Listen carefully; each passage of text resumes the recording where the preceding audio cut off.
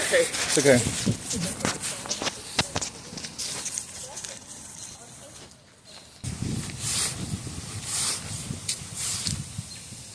So I'm going to break my silence here. I'm walking around the Elmwood Park section of the city of Buffalo, and I just wanted to point out that this is one of 5 Frank Lloyd Wright houses in Buffalo, New York.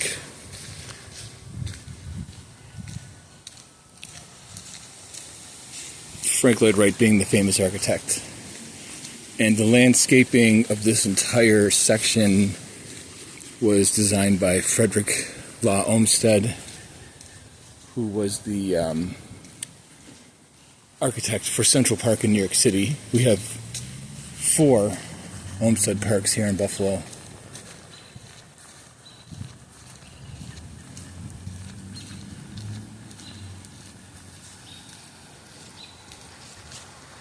And there's no historic marker at this house,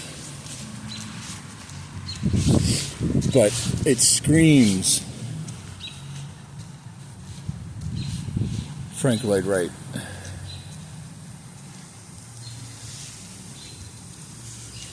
And this whole area, again, is a series of parkways that cut through Olmstead's Park. He designed the parkways.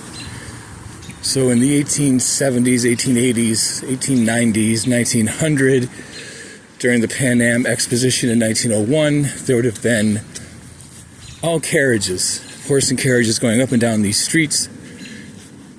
These trees would not have been here, but there would have been others. Many of them would have been planted at the time. And the thing about the Victorians is they planted those trees in their time period, in their lifetime, so that we in our lifetime could enjoy them, which is pretty amazing if you think about it. Very unselfish.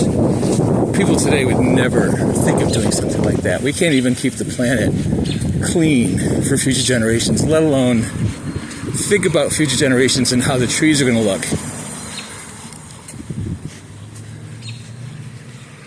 when they'll never get to experience it.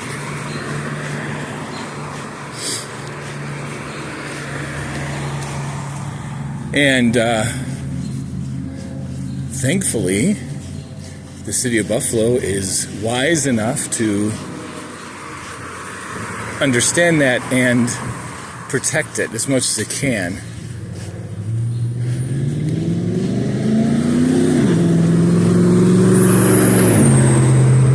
It's also pretty incredible that a city as poor as Buffalo, that dropped from the 8th largest city in the country to like the 65th, or even, I think it's not even that big. It might be like in the 90s in ratings as far as size.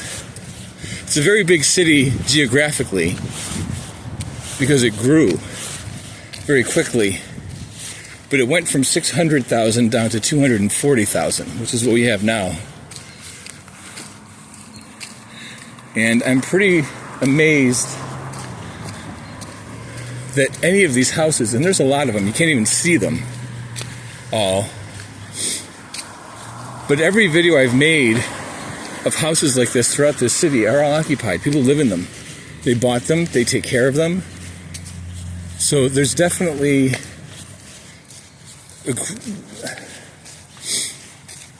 it's almost like we're entering another Gilded Age where the difference between the rich and the poor is becoming the vaster. The gap is getting bigger.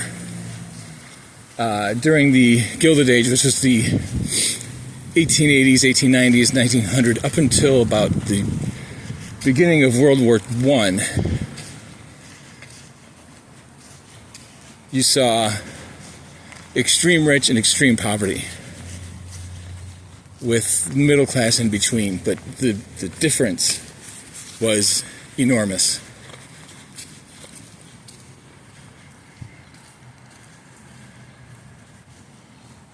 been really crappy weather here, but it's still such a beautiful city. It drives me nuts. I hate it here, but this is what I love about it, and it's worth sharing.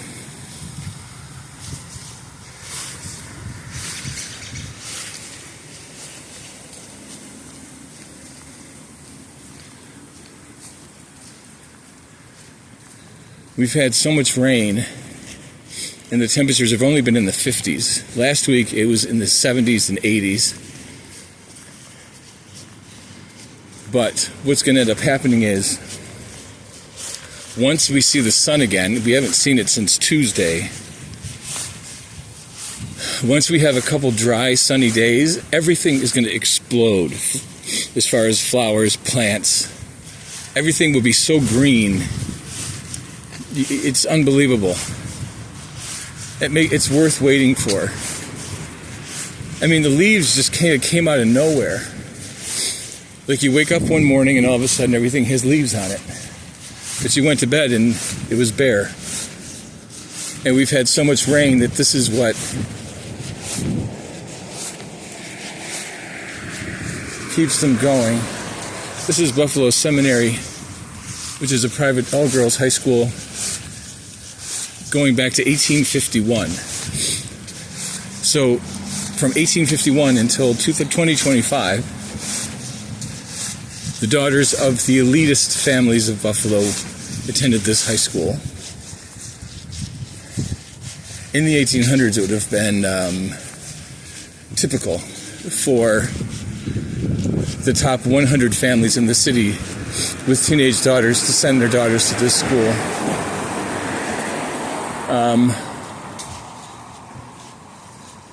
It's a very small school. I had a friend that graduated from this school back in the year 2000, and she was one of 30 seniors. So they have a all-school commencement. So the freshmen, sophomore, junior, seniors, it's called moving up.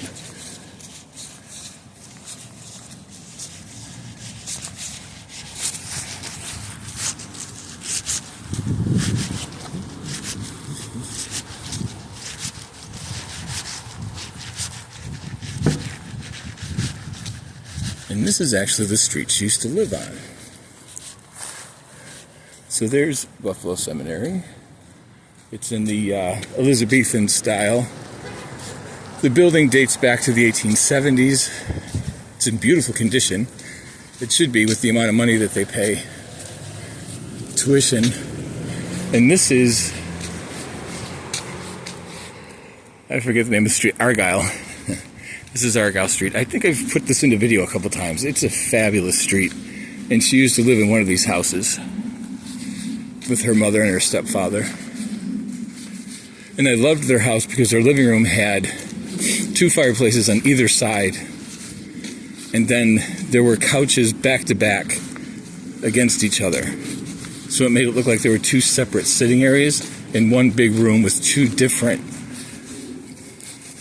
wood-burning fireplace.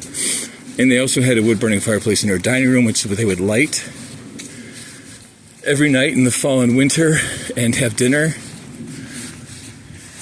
Whenever I would have dinner there, the fancy china and silver would be set. A fire would be going.